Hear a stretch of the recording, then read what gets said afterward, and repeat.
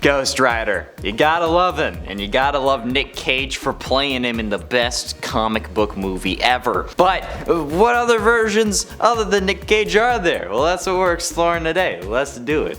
In a 10, Cosmic Ghost Rider. Amidst Earth's final stand against Thanos, tragedy struck the Punisher when debris from a building hurled by the Hulk's clash claimed his life. His soul was sent to hell, consumed by a burning desire to punish the Mad Titan for decimating the planet. Seizing an unholy opportunity though, the Punisher struck a demon pact with Mephisto, transforming into the latest Ghost Rider. Yet upon his return to Earth, desolation greeted him. Thanos had vanished, leaving nothing but lifeless ruins in his wake. The Ghost Rider endured countless years wandering the barren land, tormented by solitude with anyone to deliver justice upon or to cherish, and even as Mephisto turned deaf to his calls, the Rider's sanity slipped through his grasp. Yeah, he went insane. The Punisher turned into Ghost Rider and then went crazy.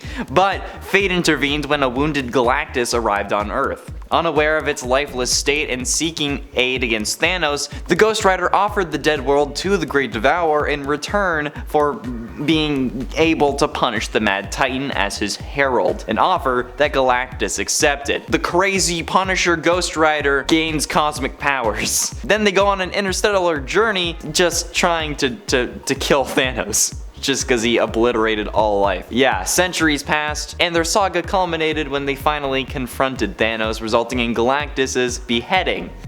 In a 9, Speed Demon, one of my favorite things to talk about. Speed Demon, first introduced in Speed Demon #1, is, aside from what you might have called your ex to your girlfriends, is a combination of Barry Allen and Johnny Blaze. Blaze Allen was a circus daredevil who sold his soul to become the first Speed Demon. And yes, there are actually multiple Speed Demons. The demon component of Etrigan was also formerly Jay Garrick before the Night Spectre stole Jay's soul. The Night Spectre approached Blaze and asked him to serve in his mission to collect souls of the most pure and the most corrupt, which just seems weird to me. Like, why would you want the most pure and the most corrupt? But whatever, okay. Blaze Allen initially refused, so in an attempt to persuade him, at his wedding night, Night Spectre stole Iris's soul. Yep, that's right. You thought that Crisis on Earth X and invading Barry Allen's wedding was crazy? Well, how about this? Blaze then accepted the bond, hoping to get Iris back, or at least to ensure her safety, and of course he doesn't get it back after he accepts the deal,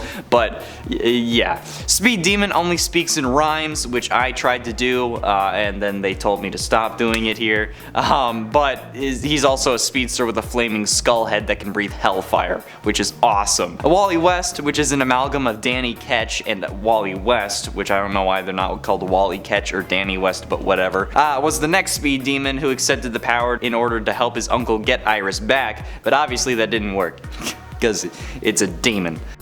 In at 8, Ghost Spider. Ghost Spider comes from Earth 11638, and in this reality, Peter Parker's Uncle Ben never died, and he actually helped Peter to train as a hero with his new spider powers, becoming the Amazing Spider, a famous and powerful superhero who also became a rich and successful scientist, having his own company called Parker Technologies. With his resources and motivation from Uncle Ben, the Amazing Spider used transportation technology to bring Spider-Men from other universes and absorb their powers to increase his. After bringing the Spider-Man of Earth 616 and making him believe he arrived to this universe by accident, the Amazing Spider was weakened by the feedback of the dimensional portal. Eventually, the Amazing Spider was convinced that what he was doing was not actually heroic and allowed himself to die. But after dying, the Sorcerer Supreme Dr. Banner infused Peter's spirit that was trapped in hell with the powers of the damned, causing him to become a form of Ghost Rider, calling himself the Ghost Spider. And honestly, this is one of the baddest Peter Parker Spider-Man suits of all time. It's so freaking sick. Although the feet weird me out. You didn't need to have the indents of toes. And at 7, Alejandra Jones. Alejandra Jones, born to an American human trafficker, and an unknown American woman, endured a harrowing upbringing as she and her siblings were sold and trained in Nicaragua's temple to become the next Ghost Rider. Yeah, he was training a whole bunch of dudes to become the next Ghost Rider. And with the guidance of Adam, Alejandra's path crossed with Johnny Blaze, the current Ghost Rider, who was convinced by Adam to relinquish the curse. A resurrection of the Seeker led to Alejandra's selection as the next Ghost Rider, and she was dispatched to Dayton, Ohio to confront confront Scotty, the daughter of the Red Skull. Despite putting up a valiant fight, Alejandra was eventually defeated.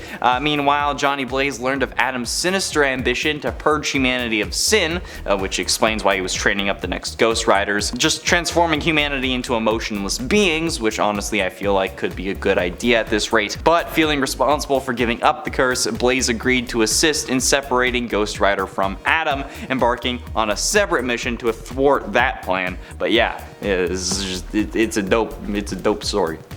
In at 6, Hellhawk. This one's pretty freaking dope. In the 11th century, Hellhawk, a Sioux chief with Native American heritage, wielded the powers of the Ghost Rider and joined Thor's Avengers of 1000 AD. Moving forward to the 17th century, Hellhawk found himself in a rivalry with Noble Kane. Unfortunately though, his life was cut short when Narcosis took his life as a message to Mephisto, which was orchestrated by Belcasso to keep the spirits of vengeance away from Limbo. But with the powers of the Ghost Rider, he took revenge on men who would attack and slaughter Native American tribes, which is probably the most understandable form of vengeance that has ever been demonstrated by a Ghost Rider. Okay, this is dope. I want like a Pocahontas crossover. Like do like a Disney owns Marvel. Make Pocahontas a Ghost Rider, please.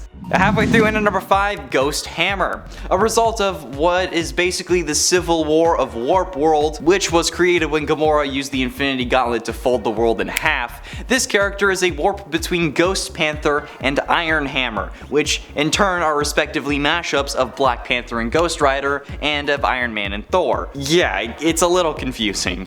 After stopping the Supreme Seven from destroying their world, the Defenders ended up experiencing a cataclysmic event where their world ended up folding in upon itself and once again merged Ghost Panther and Iron Hammer into the new being of Ghost Hammer. And they have all the powers of Ghost Panther from 616 and those of Iron Hammer from 616. They're basically the combination of 4 total badasses. So yeah, T'Challa Odinson is gonna make it onto this list. That's freaking dope. His name is T'Challa Odinson.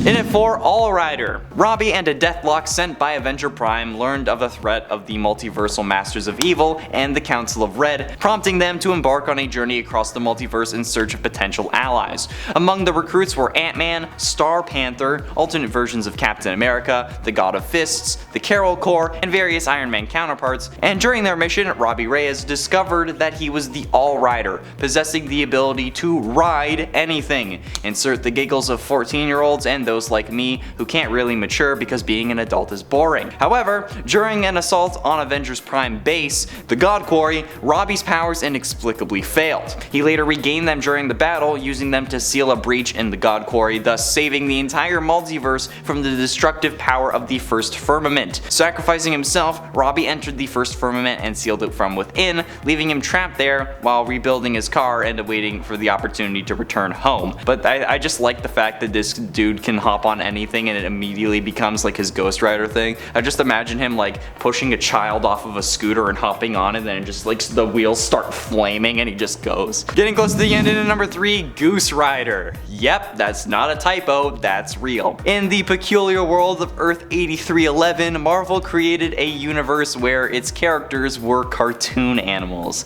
Yep, that's right, you know who I'm talking about, Spider-Ham. Among these animal superheroes, or anti-heroes, whatever you want to say, resides Goose Rider, a spirited form of Ghost Rider, which is funny because it's a spirit. And anyway, in his fiery form, Goose Rider is a goose, shocking, donning a Daredevil costume outfit, kind of like an Evel Knievel thing, not a Matt Murdock thing. Unlike his counterpart in the Marvel main universe of 616, who's driven by a passion for punishing the unjust, Goose Rider's battles take a light-hearted turn. His main challenges include finding suitable entertainment and enduring the playful taunts of kids who use the fire from his motorcycle to roast marshmallows. This dude is basically if Ghost Rider was a kid's party entertainer, which is just weird. In terms of powers, Goose can call upon the mischievous demons of heck to unleash their unique attacks on foes, such as dropping anvils from above. As with many obscure characters, Goose Rider hasn't really been in the comics since the late 80s, making his final appearance in issue 17 of Peter Porker the Spectacular Spider-Ham,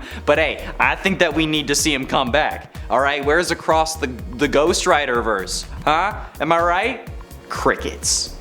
Penultimately, in at number 2, Red Hulk. In the 6-issue crossover Circle of 4, Flash Thompson's Venom, Ghost Rider Alejandra Jones, Red Hulk Thaddeus Ross, and X-23's Laura Kinney converge in Las Vegas for personal reasons. Sinister casino owner Mr. Delegui is revealed to be Mephisto's demonic son Blackheart, leading to a chaotic situation where Alejandra accidentally opens a portal to hell, unleashing demons and malevolent beings, and Red Hulk and the others have to intervene. But the exposure to hell's indulgences corrupts Alejandra, making her steal the spirit for herself while Flash struggles to control his symbiote.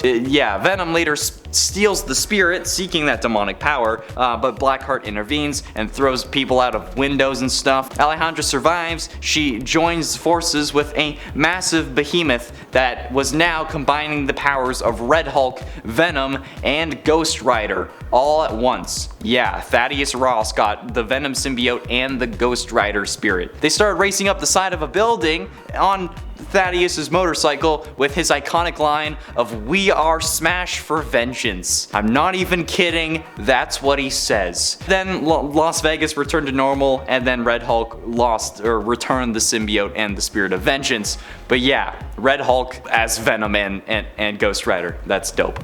And finally, in at number 1, Agent Coulson. Spoiler alert for Agents of S.H.I.E.L.D. if you care, I guess. But in the world of the MCU, the Spirit of Vengeance was trapped in the Dark Dimension within a region known as Hell. But he managed to escape and reach the Earth plane, making a vow that he would never go back to his former prison. The Spirit eventually bonded with Johnny Blaze, turning him into Ghost Rider, but one night in Los Angeles, Robbie Reyes and his brother Gabe were attacked. Their car crashed and Robbie was sent flying through the windshield and hit the ground, causing his death. A voice called out to him from the darkness and asked if it would truly do anything to save his brother and punish the men who attacked him. Robbie said yes, and boom, comes Ghost Rider.